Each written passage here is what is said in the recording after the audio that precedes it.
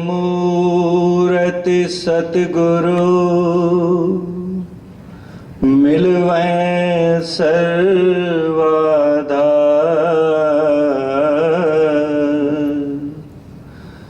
मंगलमय मंगल करण बारंबार।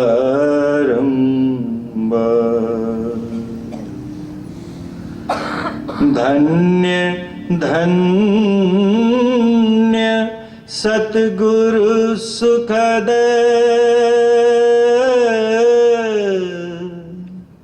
महिमा कही न जाए। जो कुछ कहूँ तुम्हारी कृपा मोते कछु न बसा।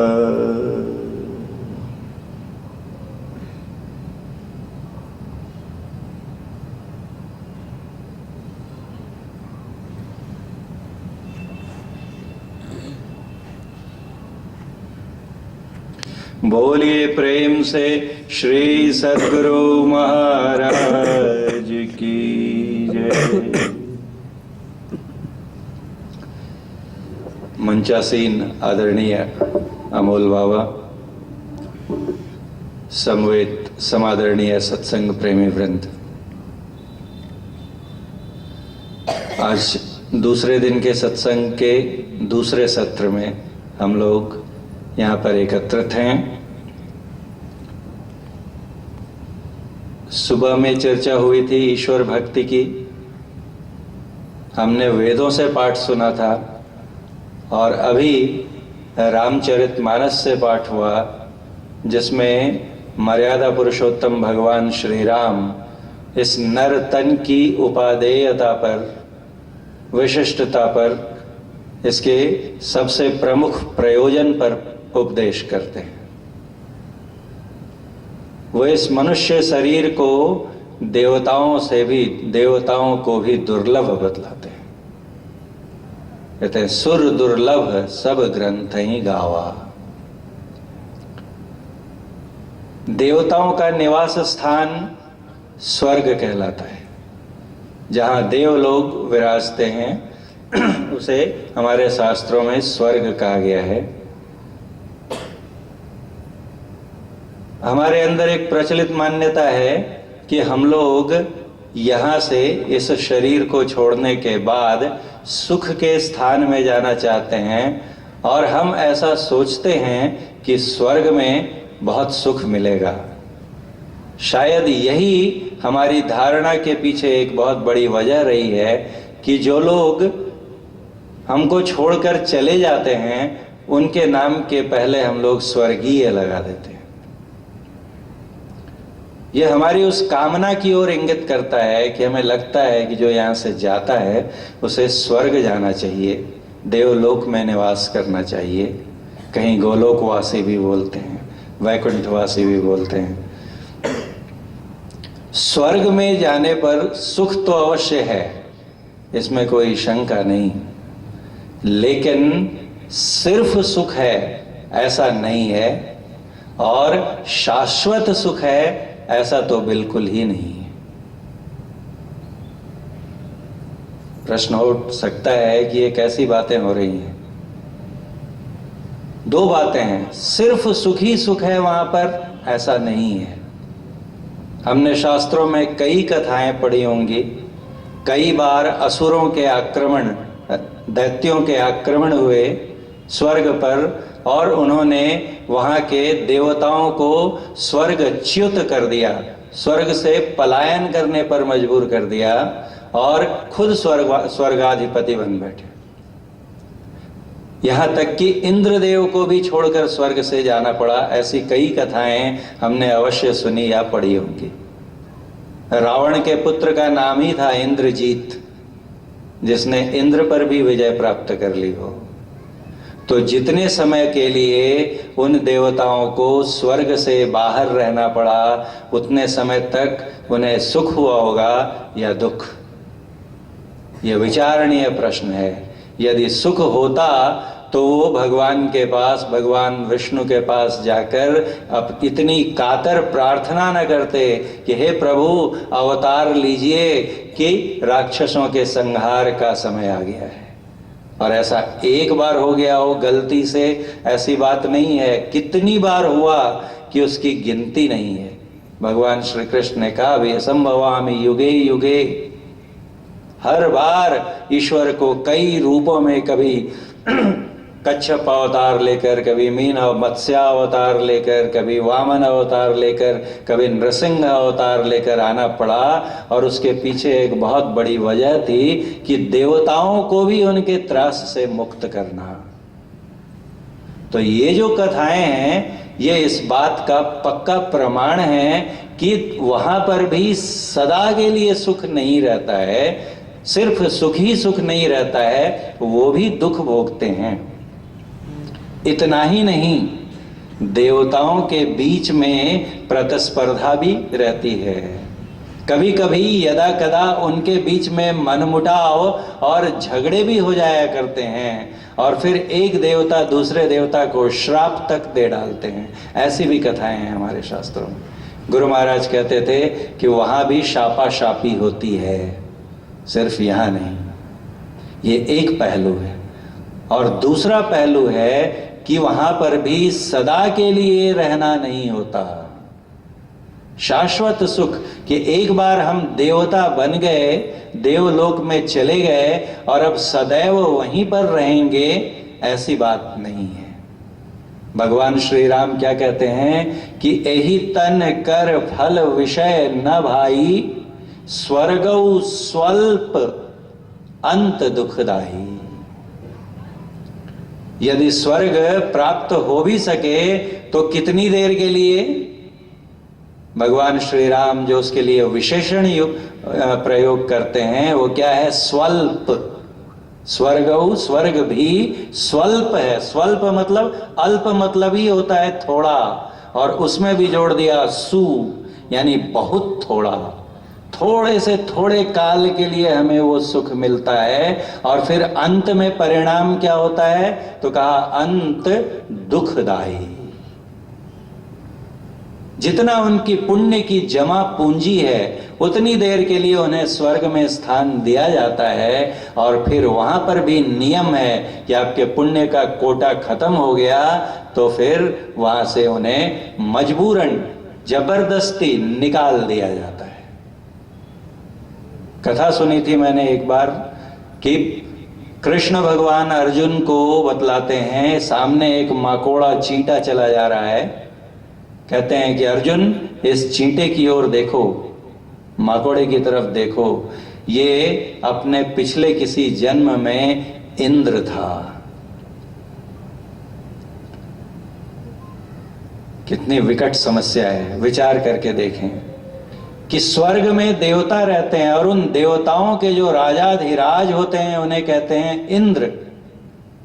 यदि हम इंद्र भी बन गए और उसकी परिणति एक निकृष्ट जीव में फिर से आना हो तो वैसा सुख हम चाहेंगे? विचार करके देखिए कि क्या ऐसा सुख हमारा अभिलषित सुख है, हमारा अभीष्ट हो सकता है? ऐसा हमारी कामना रहती है कि सुख हमारे जीवन में आए तो जाए नहीं। इसी अभिलाषा से, इसी कामना से हम अपने जीवन में समस्त कर्म करते हैं। जो कोई भी बच्चा खेलता है वो उसमें सुख ढूंढता है। किसान खेती करता है, उसे लगता है कि अच्छी फसल होगी तो मैं सुखी होऊंगा। वैज्ञानिक शोध करता है, उसे लगता है कि मैं बहुत बढ़िया रिसर्च करूंगा तो उससे मुझे सुख मिलेगा। बिजनेसमैन बिजनेस में, अपने व्यवसाय में बहुत पैसा कमाकर उसमें सुख ढूंढता है। हम जो कुछ भी करते हैं उसके पीछे हमारी मंशा, मूलभूत मंशा क्या रहती है कि हम सुख पाना चाहते हैं। कैसा सुख? जो थोड़ी देर के लिए रहे और फिर चला जाए, छिन जाए। ऐसा सुख यदि पूछा जाए, चॉइस दी जाए कि क्या आप ऐसा सुख चाहेंगे जो आपके पास 2 मिनट के लिए रहे, या 2 घंटे के लिए रहे, या 2 दिन के लिए रहे और फिर दुख आ जाए, तो हमारा उत्तर क्या होगा? नहीं नहीं नहीं नहीं नहीं, हमें हमेशा टिकने वाला, एक रस रहने वाला सुख चाहिए। ऐसा सुख स्वर्ग में नहीं है, ये स्वयं भगवान श्री राम कहते हैं, स्वर्गौ स्वल्प अंत दुखदाई। तो फिर यदि हम सुख के अभिलाषी हैं, आकांक्षी हैं, तो हमें क्या करना चाहिए? तो बुद्धि को जंचने वाला उत्तर होता है कि निश्चित रूप से हमारा उद्दिष्ट स्वर्ग या देवताओं की योनि प्राप्त करना नहीं होना चाहिए। बिल्कुल साफ कहते हैं भगवान श्री राम, कोई शंका, कोई लाग लपेट नहीं। कहते हैं कि बड़े भाग मानुष तन पावा, सुर दुर्लभ सब ग्रंथ ही गावा। ये मानव शरीर देवताओं को भी दुर्लभता से मिलता है। आज देव बन गए और जब हमारी देव योनि का समाप्त होने का समय आया तो फिर मनुष्य में ही आएंगे, इसकी भी गारंटी नहीं है। कितनी विकट समस्या है कि अभी देवता थे और अभी कोई पशु पक्षी बनना पड़ गया। शास्त्रों को पढ़कर देखिए। तो इसलिए कहते हैं कि हमारा देह धरे कर यही फल भाई, भजिए राम सब काम विहाई। यदि सदा के लिए सुख चाहते हैं तो राम का भजन करना पड़ेगा। फिर राम से क्या तात्पर्य है? राम किसे कहते हैं? तो यदि उसकी व्युत्पत्ति पर जाएंगे तो राम शब्द जो बना है वो रम धातु से बना है। रम मतलब रमना, व्यापक होना। जो समूची सृष्टि में सर्वव्यापक तत्व है, ऑल परवेडिंग एंटिटी, उसको कहते हैं राम। राम सिर्फ दशरथ पुत्र का नाम नहीं है, वो उस सर्वव्यापक सत्ता का अवतार था। देह धारण करना था जो दशरथ के रूप में उत्पन्न हुए।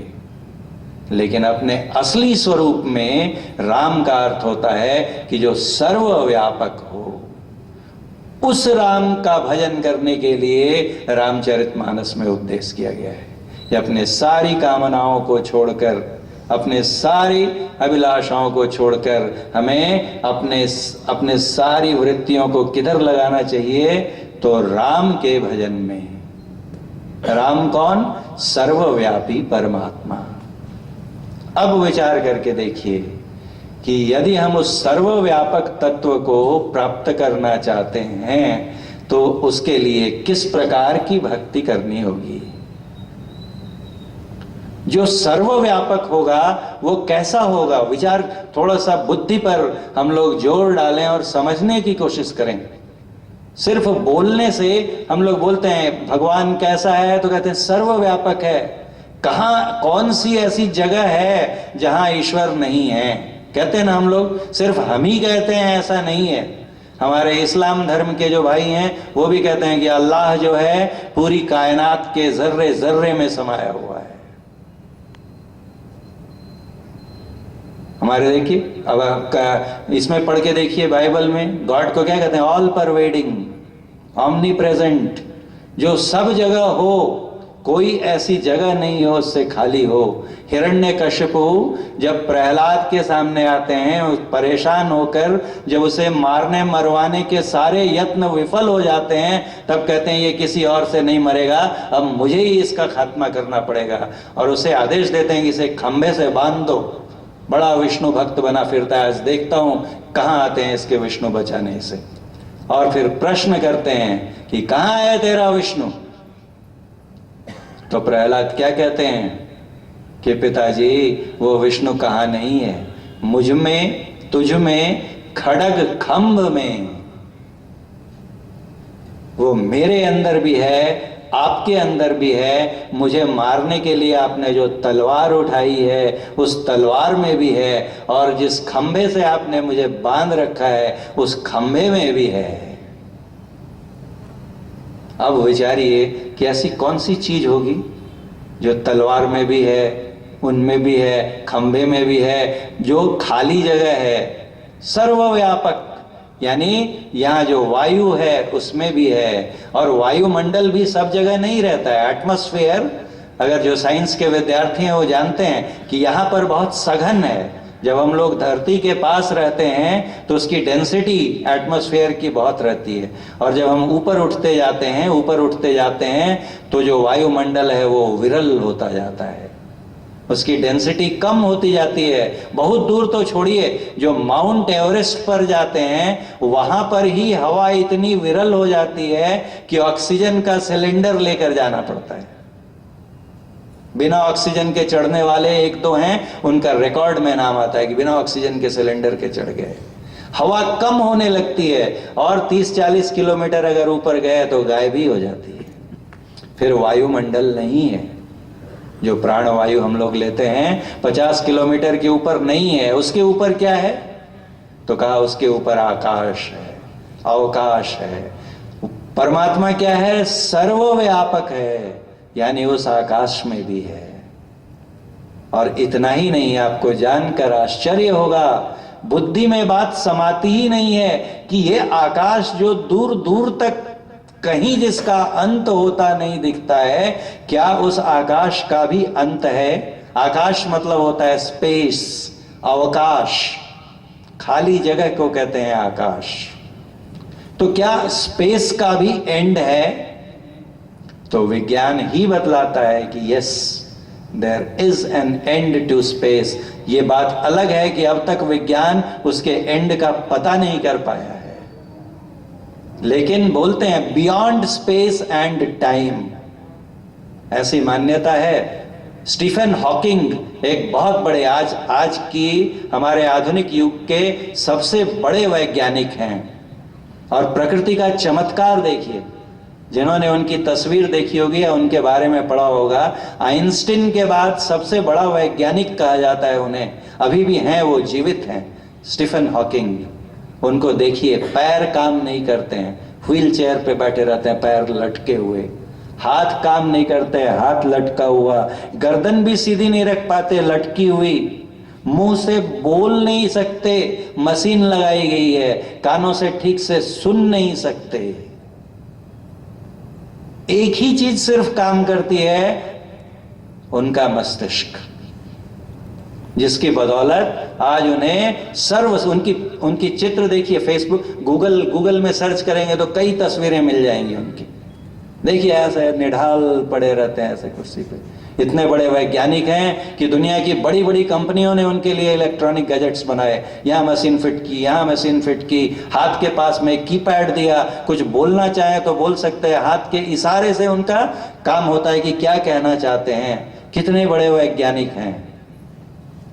उन्होंने एक पुस्तक लिखी जिसका नाम जो बहुत बिकी, best seller, a brief history of time, समय का संक्षिप्त इतिहास। विचार करके देखिए, एक साइंटिस्ट जो पुस्तक लिखता है, वैज्ञानिक, उसका शीर्षक क्या देता है? समय का संक्षिप्त इतिहास। कहानी लीजिए, स्टोरी ऑफ टाइम। तो मुगल साम्राज्य का इतिहास पढ़ते हैं हम लोग, हिस्ट्री ऑफ मुगल एम्पायर। 1526 में बाबर आए और पानीपत के युद्ध में उन्होंने हरा दिया हमारे हेमू राजा को, और वहां से मुगल साम्राज्य की नींव पड़ी भारत में, फर्स्ट बैटल ऑफ पानीपत। और वहां से आके 1707 के आसपास में मुगल साम्राज्य हिलने लगा। मराठों ने ही, हमारे शिवाजी महाराज, यहीं के छत्रपति महाराज के, मराठों ने उन्हें बेदखल कर दिया। उन्हें इतना कमजोर कर दिया कि वो राज संभालने के लायक नहीं रहे, लेकिन खुद इतने मजबूत नहीं बन पाए कि उनकी जगह ले सकें। और एक तीसरा अंग्रेज हमारे बीच आकर घुस गया और मुगल साम्राज्य की इतिश्री हो गई। इसलिए हम लोग पढ़ते हैं मुगल साम्राज्य का इतिहास। इति मतलब होता है समाप्ति। हिस्ट्री कहते हैं जो पास्ट हो गया, उसको हिस्ट्री कहते हैं। और जो पुस्तक लिखते हैं स्टीफन हॉकिंग, उसका नाम क्या देते हैं? A brief history of time. मतलब क्या हुआ? मुगल साम्राज्य का इतिहास तो उसका अंत हुआ है ना। अशोक के साम्राज्य का इतिहास, मगधन एम्पायर, मौर्यन एम्पायर, सब जिसका इतिहास, ब्रिटिश एम्पायर, सबका हिस्ट्री लिखी उसकी जाती है जिसकी समाप्ति हो। तो समय का भी इतिहास लिख रहे हैं, उसी से हमें ये अंदाजा लगता है कि समय की भी समाप्ति होती है। हम लोग विज्ञान में देखिए बहुत बार लिखते हैं, रियलाइज नहीं करते हैं। Let the position of a body be at X when t is equal to 0, लिखते हैं ना, at t is equal to 0। t is equal to, t मतलब टाइम, टाइम को 0 कर दिया, मतलब क्या हो गया कि वहां से समय की शुरुआत हुई। यानी कभी तो ऐसा था जब समय भी नहीं था, और कभी ऐसा होगा जब समय भी नहीं होगा। तो देश का भी अंत और काल का भी अंत। इसलिए ईश्वर को क्या कहा, देश कालातीत सत्ता।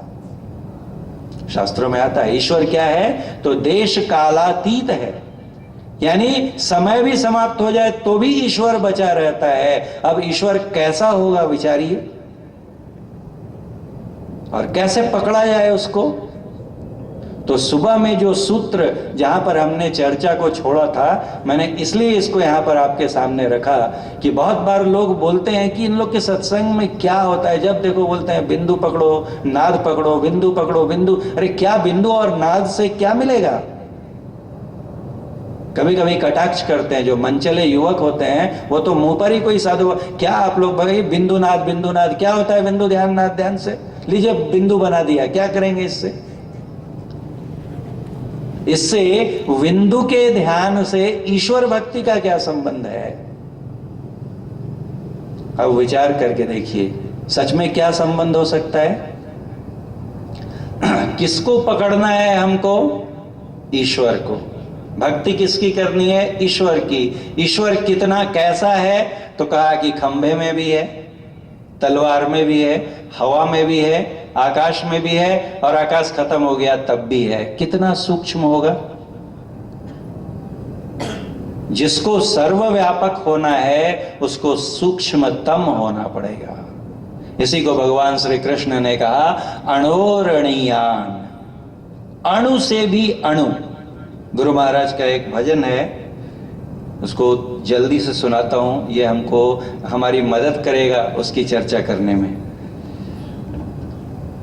गंग यमुन सरस्वती संगम पर, संध्या करु नित भाई।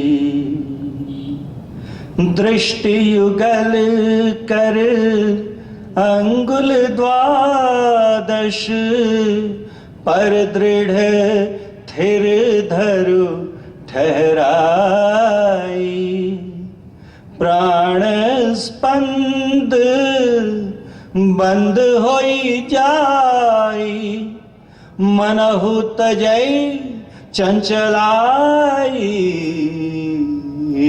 गंग जमुन सरस्वती संगम पर, संध्या करु नित भाई। अणु से अणु रूप ब्रह्म संग, सहज ही सुरति मिलाई। सुखदायिनी ध्वनि सहज गायत्री, होता सुनाओ समाई। गंग जमुन सरस्वती संगम पर, संध्या करु नित भाई। ध्वन्यात्मक गायत्री ध्याना, जो जन करई सदाई। मैं ही तासु ताप सब नाशै, मैं ही तासु ताप सब नाश है, मुक्ति दिशा सो जाई, गंग यमुन सरस्वती संगम पर, संध्या करुणित भाई। गुरु महाराज कहते हैं कि यदि ईश्वर की आराधना करना चाहते हो, वंदना करना चाहते हो, तो उसकी सही जगह कहाँ है? तो कहा गंगा, यमुना और सरस्वती का जहां मिलन होता है। कल हमने इस पर चर्चा की थी। गंगा यानी हमारे अंदर में इड़ा नाड़ी होती है, नाड़ी होती है, और दूसरी पिंगला नाड़ी होती है। इड़ा को गंगा, पिंगला को यमुना, और सुषुम्ना जो उनके मध्य में सतोगुणी नाड़ी होती है, उसको सरस्वती कहा गया है। ये तीनों नाड़ियां हमारे अंदर में जहां पर मिलती हैं, उसे कहते हैं आज्ञा चक्र। बाइबल में उसे सिंगल आई कहा गया है। यदि आप सब धर्मों में अगर आप चर्चा सुनेंगे तो बाइबल में कहते हैं कि if thy eye be single, your whole body shall be full of light. यदि तेरी आंख एक हो जाए तो तेरा सारा शरीर उजियारा होगा। उसी को वहां पर अगर आप कुरान पढ़ेंगे तो वहां पर भी आता है। उसको उन्होंने सीधा रास्ता कहा है, शहरक कहा है। जो हमारे सूफी फकीर हैं वो कहते हैं कुरान की, जो हमारा पाक कुरान है, उसकी शुरुआत ही वहीं से है। जो पहली आयत है उनकी सूरे फातिहा की, उसमें कहा गया कि ऐ क़यामत के दिन का मालिक, मुझे सीधी राह दिखा, मुझे वो राह दिखा जिस पर तेरी मेहर की नजर हुई है, मुझे वो राह न दिखा जिस पर तेरी क्रूर दृष्टि हुई है। ये सीधा रास्ता क्या है? कहते हैं कि यदि एक सूफी फकीर हुए, उन्होंने ईश्वर की खोज करने वालों के लिए हिंट, क्लू छोड़ दिया। क्यों भटकता फिर रहा तू ऐ तलाशे यार में, रास्ता शहरग में है दिलवर पे जाने के लिए। शहरग जो है, जिसे हम लोग सुषुम्ना या आज्ञा चक्र कहते हैं, उसे ही हमारे इस्लाम धर्म के जो फकीर हैं, दरवेश हैं, वो उसको शहरग कहते हैं। हम जप करते हैं, वो जिक्र करते हैं। हम ध्यान करते हैं, वो फिक्र करते हैं। सब जगह ये साधना पद्धति है। हमारे बौद्ध धर्म में जब सुषुम्ना में ध्यान लगाने की चर्चा आई है, उसको वो कहते हैं विपश्यना। थोड़ा स्वरूप अभी बदल दिया गया है। विपश्यना का अर्थ ही होता है, पश्य धातु संस्कृत का है। पश्य का अर्थ होता है देखना। वि मतलब होता है विशेष, साधारण ज्ञान होता है, और जिसे विशेष ज्ञान हो उसे कहते हैं विज्ञान। तो वैसे ही पश्य, साधारण देखना को पश्य कहते हैं, विशेष तरीके से, खास तरीके से देखना हो गया विपश्यना। और हमारे जैन धर्म में उसी को प्रेक्षा ध्यान कहा गया है। प्रेक्षा, प्रेक्षक आते हैं ना, कहीं परीक्षा हो रही है, सेंटर पड़ा, तो उसमें सीबीएसई का एग्जाम है, तो वहां से ऑब्जर्वर्स आए। प्रेक्षक क्या हुआ? प्रेक्षक आए हैं। प्रेक्षक मतलब ऑब्जर्वर, ऑब्जर्व करना मतलब देखना। सब जगह वही बात है, एक खास तरीके से देखना है। कहां देखना है? यदि बाहर देखेंगे तो इन आंखों से देखना पड़ेगा, और इन आंखों से तो बहुत सी ऐसी चीजें हैं जिनमें वो परमात्मा घुसा हुआ है, वही नहीं दिखती है, तो परमात्मा कहां से दिखेगा? सुबह बाबा ने सुनाया था ना कि इस आंख से हवा भी ना दिखलाएगी, इनसे परमात्मा दिखे हंसी आएगी।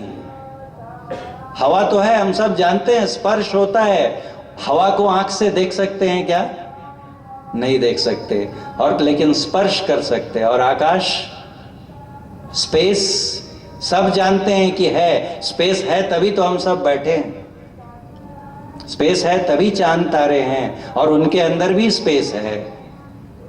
सब जानते हैं कि स्पेस है।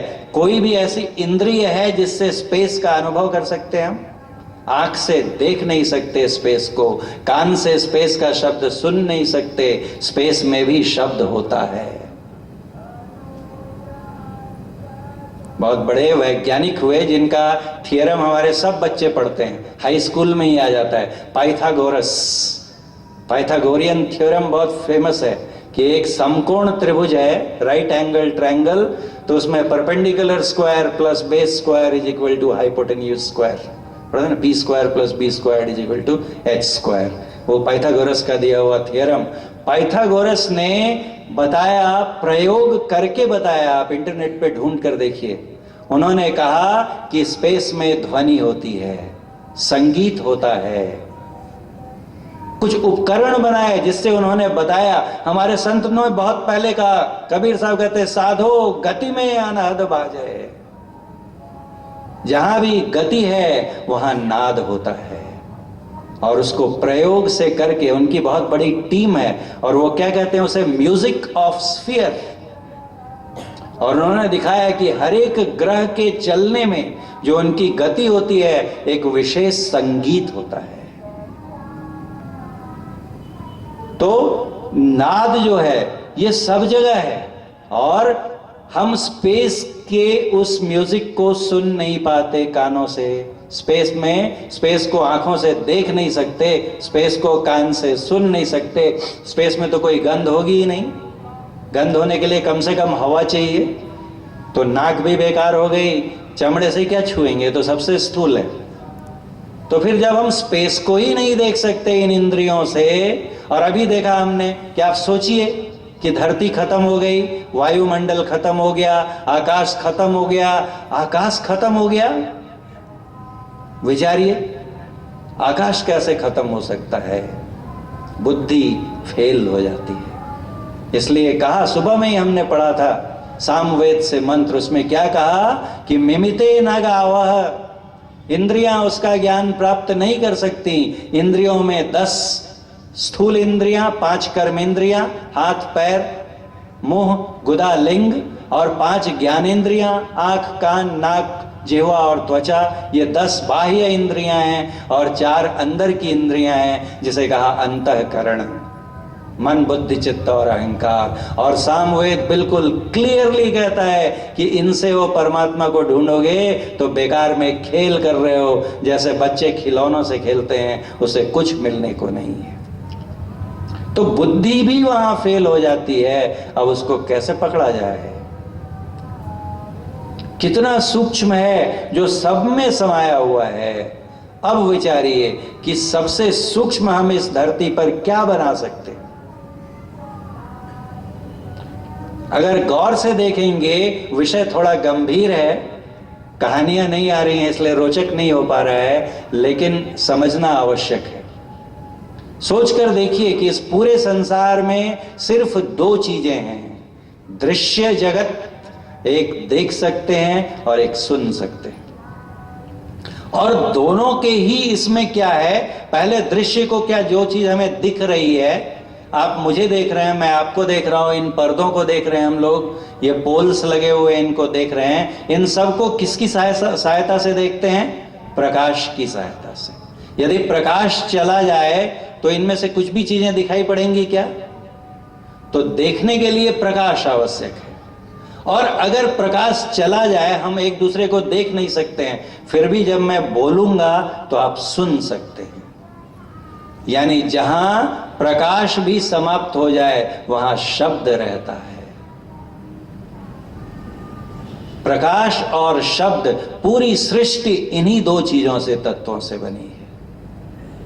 सबके अंतस्थल में यही 2 चीजें हैं। अब विचारिए कि बिंदु, फिर से हम अपने विषय पर आते हैं कि बिंदु ध्यान से परमात्मा की भक्ति का, ईश्वर भक्ति का क्या संबंध हो सकता है?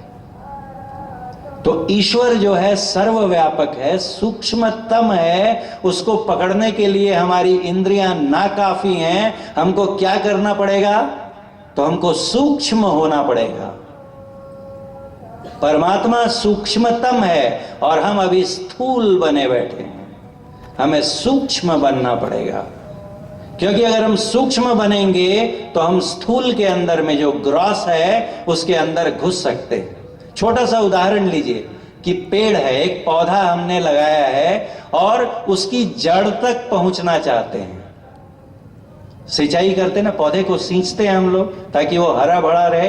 हरा भरा रखने के लिए हम लोग कहां पानी पहुंचाना चाहते हैं, पोषण कहां देना चाहते हैं, जड़ में। और जड़ कहां है पौधे की, मिट्टी में। अगर खोद के जड़ निकालेंगे तो पौधा ही मर जाएगा। हमें जड़ तक पोषण पहुंचाना है तो क्या करते हैं, अगर खाद भी डालते हैं हम लोग तो उसके साथ पानी मिलाते हैं ताकि खाद जो है पानी में घुल जाए। और पानी जो है मिट्टी से सूक्ष्म है तो पानी कहां चला जाता है, मिट्टी में घुसता हुआ और जड़ तक चला जाता है। यानी जो चीज अंदर है यदि हम वहां पहुंचना चाहते हैं तो हमको उससे सूक्ष्म बनना पड़ेगा। विचार करके देखिए, बहुत अध्यात्म जो है बिल्कुल वैज्ञानिक है, इसमें कोई धर्म संप्रदाय, अभी जो हम लोग चर्चा कर रहे हैं इसमें इस्लाम आया, ईसाई धर्म आया, हिंदू धर्म आया, कुछ नहीं। अगर हमें मिट्टी के अंदर पहुंचना है तो मिट्टी से सूक्ष्म तत्व ढूंढना पड़ेगा जो वहां तक पहुंच सके। तो इसलिए हम पानी डालते हैं उसमें। पानी जो है मिट्टी से सूक्ष्म है, इसलिए उसके कण कण में घुसता हुआ अंदर जाता जाता जड़ तक पहुंच जाता है। पानी के जरिए खाद भी मिल जाती है और जड़ को पोषण मिलता है ना। अब पानी में भी कुछ अगर हमें ढूंढना है, एक और देखिए उदाहरण कि हम जाते हैं डॉक्टर के पास और बोलते हैं बहुत दिनों से सर्दी है और बहुत तकलीफ होती है, खांसने में ये होता है, या फिर गिर गए, कहीं एक्सीडेंट हो गया और बहुत स्वेलिंग हो गई। अब क्या करते हैं हम लोग, डॉक्टर के पास जाते हैं। डॉक्टर क्या बोलता है कि चलो पहले एक्सरे निकालना पड़ेगा, देखना पड़ेगा कि कहीं फ्रैक्चर तो नहीं हुआ। अब क्या देखना पड़ेगा, कहां फ्रैक्चर नहीं हुआ, हड्डी में। हड्डी कहां छिपी हुई है, चमड़े और मांस के नीचे, चर्बी के नीचे। बाहर चमड़ा है, उसके नीचे मांस है, उसके नीचे चर्बी है और तब हड्डी है। हड्डी में फ्रैक्चर है कि नहीं हम नहीं देख पाते, डॉक्टर भी नहीं देख पाता, क्योंकि उसके पास भी वही चमड़े की आंख है। चाम चश्म सो नजर ही नहीं आया, अभी तो हम हड्डी जा ढूंढ रहे हैं, परमात्मा तो बहुत दूर है। तब वो क्या करता है, एक्सरे मशीन लगाता है, बिठाता है, बोलता है हाँ हाथ अच्छे से रखिए तो, और फिर थोड़ी कुछ 1 सेकंड के भी हल्के भाग के लिए उस मशीन से एक्सरे छोड़ता है। एक्सरे क्या है, इस चमड़े से सूक्ष्म है। एक्सरे की भी उसकी स्ट्रेंथ डिसाइड करनी पड़ती है कि ज्यादा नहीं हो, और उसके बाद वो चमड़े को भेदती है क्योंकि उससे सूक्ष्म है, उसके नीचे चर्बी है उसको भेदती है, और हड्डी को नहीं भेद पाती, वहां से वापस आ जाती है। और वापस आती है तो वहां पर एक फिल्म रखते हैं, उस फिल्म से टकराती है, जहां जहां से वापस आई वहां वहां वैसी इमेज बनने लगती है। और फिर वो देखते हैं, पहले तो उसको सुखाना पड़ता था, अभी सीधा प्रिंट आउट वाली मशीन आ गई है, डालते हैं और जैसे हम लोग पेपर प्रिंट आउट निकलते हैं वैसे ही मशीन निकाल देती है, और फिर देख के बताते हैं अरे साहब ये तो फ्रैक्चर हो गया। कहां पहुंचना था, अंदर हड्डी में। क्या करना पड़ा, हड्डी से सूक्ष्म वस्तु का सहारा लेना पड़ा। अब सोचिए आप, एक कल्पना कीजिए कि हमारी आंख को इसके आगे एक्सरे मशीन लगा दिया जाए, हमारी आंख के आगे एक्सरे की मशीन लगा दिया जाए, और मैं फिर देखूंगा इधर इधर इधर सब तरफ दृष्टि घुमाऊंगा। ये आंख नहीं है, इसके आगे लग गई एक्सरे मशीन। अब मुझे क्या नजर आएगा, इतने लोग यहाँ बैठे हुए हैं, उनमें मैं क्या देखूंगा, जिधर देखूंगा उधर सिर्फ हड्डियों का ढांचा दिखाई देगा, और उन हड्डियों के ढांचे पर के आधार पर मैं ये पहचान नहीं सकता कि ये प्रसून बैठे हुए हैं या पिताश्री बैठे हुए हैं, उधर सत्येंद्र साहब बैठे हुए हैं, राजेश बाबू बैठे हुए हैं। जिधर देखूंगा सिर्फ हड्डियां ही हड्डियां दिखेंगी, है ना। अब मनुष्यों में फर्क करना मुश्किल हो गया, और हड्डियां भी किससे बनी हैं, तो विज्ञान बताता है। सुबह में बाबा बता रहे थे कि हर चीज, पहले हम लोग पढ़ते थे हाई स्कूल में तो बताया गया कि हर एक चीज अणु से बनी है, मॉलिक्यूल से, और अणु भी परमाणुओं के संयोग से बना है, एटम से बना है। अब लीजिए, हड्डी के अंदर भी अगर हमें अणु को देखना है तब क्या करेंगे? अब तो कहा इलेक्ट्रॉन माइक्रोस्कोप लगाना पड़ेगा। इलेक्ट्रॉन माइक्रोस्कोप लगाया और फिर मान लिया जाए कि आई पीस होता है ना, उसमें आई पीस लगा के और माइक्रोस्कोप फिट कर दिया हमारे इसमें, इलेक्ट्रॉन माइक्रोस्कोप, और फिर मैं इधर इधर इधर घुमाता हूं। अभी तक तो सिर्फ मनुष्य एक जैसे दिख रहे थे, अब लगा हुआ है आंख में इलेक्ट्रॉन माइक्रोस्कोप और घूम रहा हूं, तो अरे आदमी कहां गए? कोई व्यक्ति तो दिख ही नहीं रहा है। क्या दिख रहा है? तो सिर्फ तैर रहे हैं, तेजी तेजी से घूम रहे हैं, क्या? इलेक्ट्रॉन दंड। वो देखिए हमारे बहुत विद्वान प्रोफेसर आ गए हैं, उनके सामने ज्यादा फिजिक्स की बात नहीं कर सकता मैं, पीछे बैठ गए हैं। डॉक्टर सलीम, प्रोफेसर सलीम खान जी आए हैं, अभी देखिए, तो वो हमसे ज्यादा बताएंगे इस बारे में। अब कोई इलेक्ट्रॉन माइक्रोस्कोप आंख में लगा ले और इधर उधर यत्र तत्र, अब तो खंबे को भी देखने की कोशिश करेंगे तो खंबा भी गायब हो जाएगा। क्या दिखेगा? तो जिधर देखो उधर इलेक्ट्रॉन प्रोटॉन, और हवा में देख रहे हैं क्या दिख रहा है? Electron proton neutron. ऊपर दृष्टि की, क्या दिख रहा है? Electron proton neutron. अरे अरे क्या हो गया? पूछा किसी ने क्या सृष्टि किससे बनी है? तो वो बोलेगा मालूम नहीं, मुझे तो सिर्फ इलेक्ट्रॉन प्रोटॉन न्यूट्रॉन दिखाई दे रहा है और तो कुछ नहीं है। देखिए एकता होती जा रही है। अभी तक तो हम तो कहां बने बैठे हैं, आपस में ही बांटते हैं मनुष्यों में, ये हिंदू है, ये मुसलमान है, हिंदुओं में भी ये जाति है वो जाति है। अभी मनुष्य तो छोड़िए, पशु पक्षी तो छोड़िए, खंभों को भी और हवा में भी सिर्फ क्या है? तो इलेक्ट्रॉन प्रोटॉन न्यूट्रॉन है। और यहीं तक हमने हाई स्कूल में पढ़ा था। जब कॉलेज आ गया तब एक नई थियरी पता चली। हम लोग पढ़ते थे electrons protons and neutrons are the basic building blocks of the universe. बाद में आया नहीं नहीं नहीं, they are not as elementary as they seem to be. वो भी इतने एलिमेंट्री नहीं है, ये भी बने हुए हैं इनसे भी सूक्ष्म। इलेक्ट्रॉन प्रोटॉन और न्यूट्रॉन ये सब भी एक और तत्व से बने हुए हैं जो इनसे भी महीन है, उसको कहते हैं क्वार्क। तो इलेक्ट्रॉन किससे बना? क्वार्क से। प्रोटॉन किससे बना? क्वार्क से। और न्यूट्रॉन किससे बना? क्वार्क से। अब ऐसा यंत्र अगर हो जाए, मैंने एक एनसाइक्लोपीडिया में एक मैग्नीफाइड इमेज देखी थी, उसने क्या किया, एक एल्यूमिनियम की शीट ली और एक पेड़ का पत्ता, पेड़ में लगे हुए जो जिंदा पत्ता, दोनों को लगाया और दोनों को मैग्नीफाई करते गए। जब क्वार्क के लेवल पे चला गया तो फिर कोई फर्क ही नहीं पता चलता है। नॉन लिविंग और लिविंग का फर्क खत्म हो गया, सजीव निर्जीव का अंतर समाप्त हो गया। और अब जब मैं क्वार्क स्कोप लगा लूं आंख में और फिर घुमाऊं इधर उधर, तब पूछेगा कोई इलेक्ट्रॉन दिख रहा है क्या? बोला नहीं, इलेक्ट्रॉन किधर है? गायब हो गया। प्रोटॉन किधर है? वो भी गायब हो गया। बोले तो क्या देख रहे हो भाई तुम? तो बोला मुझे तो पूरी जिधर नजर दौड़ाता हूं सिर्फ क्वार्क ही क्वार्क दिखाई पड़ते हैं। यह सृष्टि क्या है? तो कहा क्वार्कमय है। यहां पे अब और एक थियरी आई उसके आगे भी, कहा कि अब स्ट्रिंग थियरी आ गई, मल्टी डायमेंशनल स्ट्रिंग्स। यह पूरा यूनिवर्स बना हुआ है किससे? तो बोले स्ट्रिंग से। 11 डायमेंशंस तक की चर्चा आ चुकी है। और वो क्या है? ऊर्जा है, एनर्जी है। अब क्वार्क भी गायब हो गया। अब क्या हुआ? तो एकमेव ऊर्जा, एनर्जी। पूरी सृष्टि जो जिंदा हो मुर्दा हो सब किससे बना है? तो कहा ऊर्जा से बना है। ऊर्जा क्या होता है? ऊर्जा में, ऊर्जा के लिए गति चाहिए, वाइब्रेशन। एनर्जी पढ़ते ना हम लोग, पोटेंशियल एनर्जी या काइनेटिक एनर्जी, दोनों में वाइब्रेशन चाहिए। वाइब्रेशन के बगैर कुछ नहीं हो सकता। वाइब्रेशन अगर जीरो हो जाए तो खत्म हो जाएगा सब कुछ। इसलिए स्वामी पूज्य बाबा पधार चुके हैं, हम लोग स्वागत करेंगे। बोलिए श्री सद्गुरु महाराज की जय, श्री सद्गुरु महाराज की जय, श्री सद्गुरु महाराज की जय, श्री सद्गुरु महाराज की जय, श्री सद्गुरु महाराज की जय, सद्गुरु महाराज की जय। श्री स्वागतम गुरुदेव, शरणागतम गुरुदेव, स्वागतम गुरुदेव,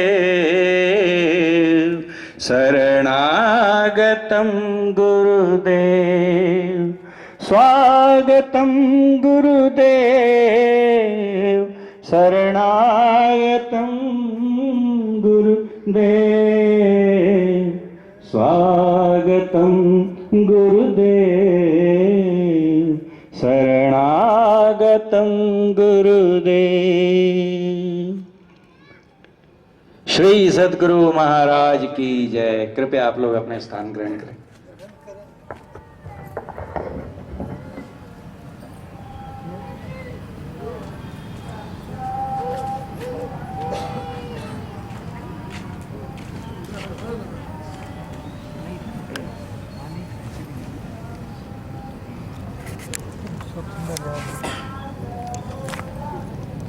क्या दिख रहे हैं? सिर्फ वर्षी नहीं दिख क्वार था क्या? वर्षी नहीं बोलिएगा ना 100 रुपया। पूज्य बाबा पधार चुके हैं। मैं अपनी बात को फिर से संक्षेप में समेटूंगा। चर्चा थोड़ी फिर मौका मिला, गुरु कृपा हुई तो इसको आगे बढ़ाएंगे। अभी देखिए एकता होती जा रही है कि नहीं। जितना हम सूक्ष्म होते जा रहे हैं उतना हमारे अंदर एकता आती जा रही है। सजीव निर्जीव सब एक हो गए। और फिर जो बात होती है, जो हमने प्रकाश और शब्द कहा, ये क्या है? तो ऊर्जा है। प्रकाश वो ऊर्जा है, फॉर्म ऑफ एनर्जी है जिससे हम वस्तुओं को देख सकते हैं, और शब्द वो ऊर्जा है जिससे हम किसी चीज को सुन सकते हैं, आवाज को सुन सकते हैं। प्रकाश भी असल में शब्द ही है। यदि विचार करके देखेंगे तो प्रकाश भी शब्द है। आप कहेंगे कैसे? तो देखिए प्रकाश का अगर आप विश्लेषण करेंगे तो उसकी भी फ्रीक्वेंसी मिलती है हमें। प्रकाश के अगर कंपन की गति बदल जाए तो उसका रंग बदल जाता है। जो विजिबल लाइट का रेंज है हमारा, विबग्योर जो बोलते हैं, violet, indigo, blue, green, yellow, red, ये जो है हमारा ऑरेंज, रेड, इसमें क्या फर्क है? प्रकाश लाल जो है वो बैगनी प्रकाश से, नीले प्रकाश से, हरे प्रकाश से किस प्रकार अलग है?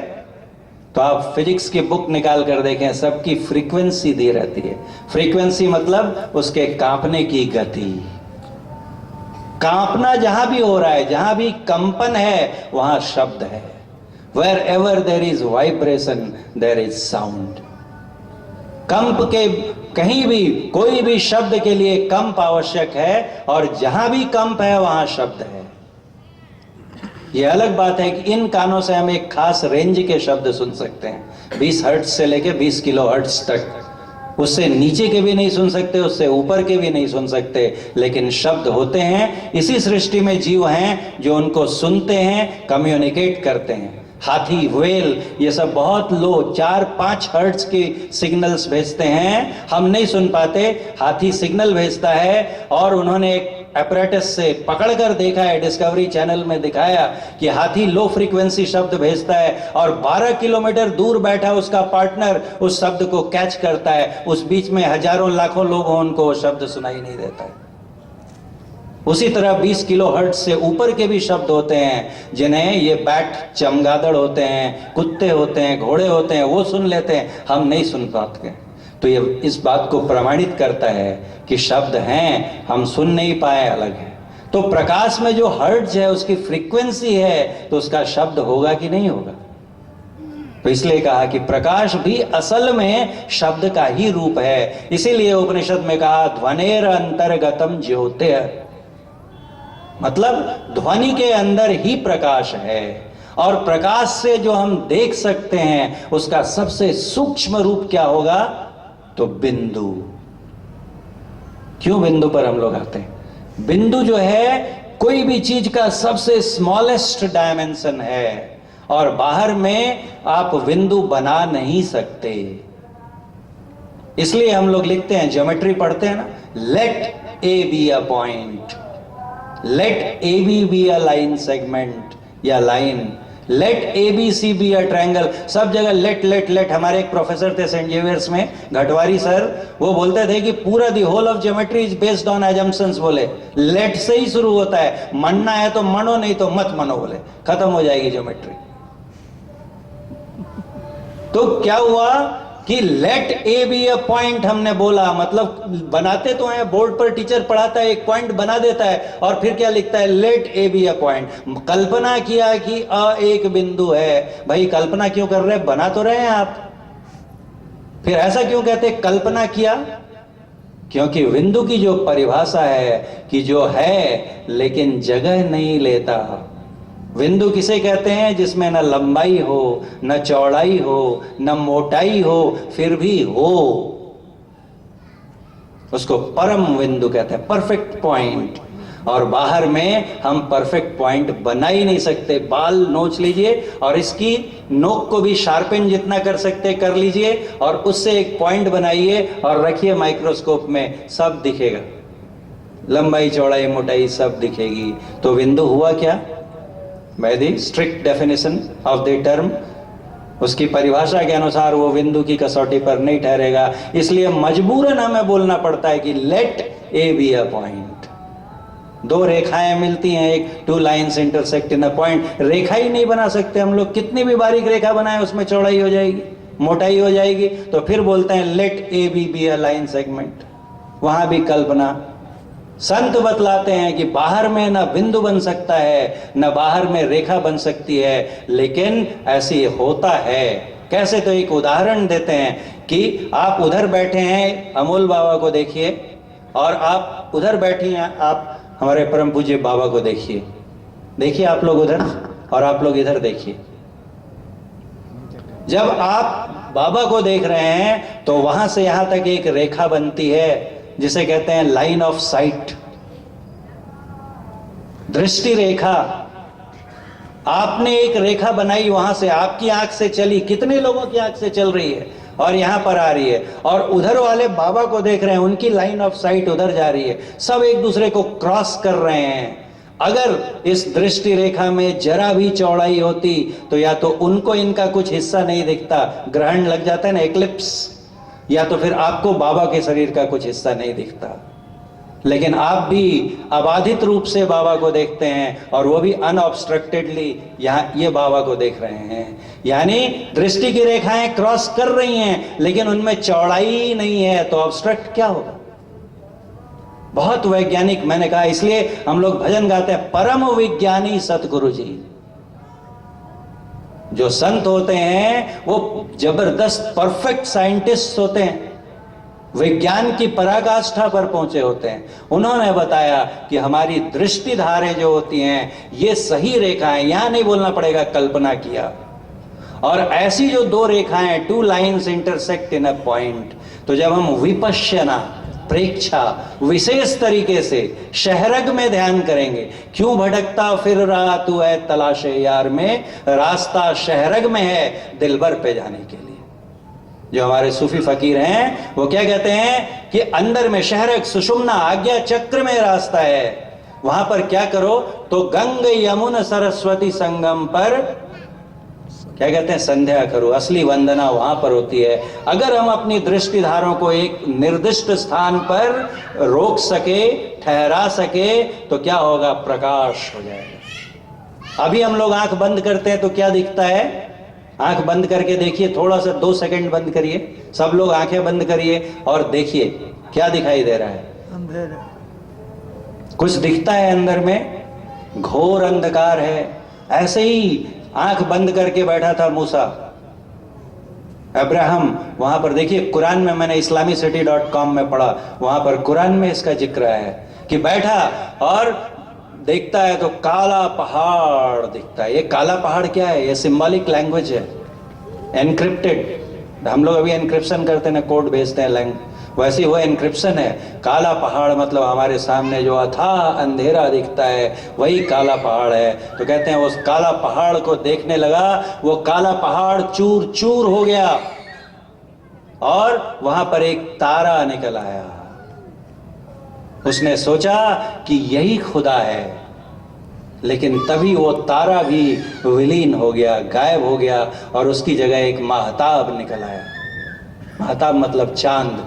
तारा चला गया, चांद बड़ा सुंदर दिखता था। उसने देखकर सोचा कि हो ना हो यही खुदा है, कि फिर महताब भी गायब हो गया और उसकी जगह एक चमकता आफताब सूरज आ गया। और तब वो कहता है कि हाँ यही खुदा है। देखिए आध्यात्मिक रहस्य पता नहीं, हमारे संशय जी महाराज बतलाते थे कि जो इस्लामी ध्वज होते हैं उन पर जो चांद और तारे बने हुए रहते हैं, ये असल में वो अंदर के ध्यान की चीजें हैं। अंदर में यही तन चंदा, यही तन सूर, यही तन बाजय अनघट तूर। गुरु महाराज ने कहा चंदा उगत उदय हो रवि हो, धूर शब्द मिल जाता है। तो जो अंधेरा फट गया उसकी जगह चमकता हुआ तारा निकल आया।